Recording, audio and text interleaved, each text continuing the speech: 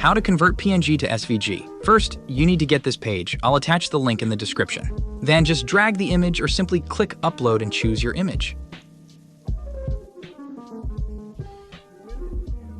Now click on this button and choose the last one value. Value can be different from image to image, but you need to choose the last one.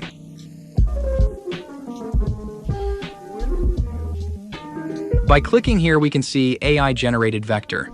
And to be honest, it's something impossible.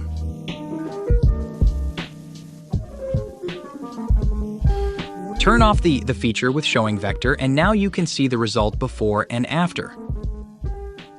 To be honest, it's completely changing the game.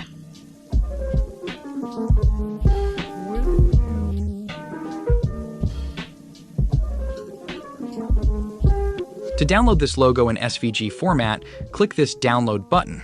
Here, just choose the format you want. For this example, I'll select the SVG format, and all the other settings just leave in standard form.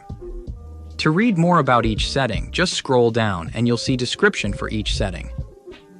Finally, to download it, just click download button, and here we have our SVG image. See you soon, guys.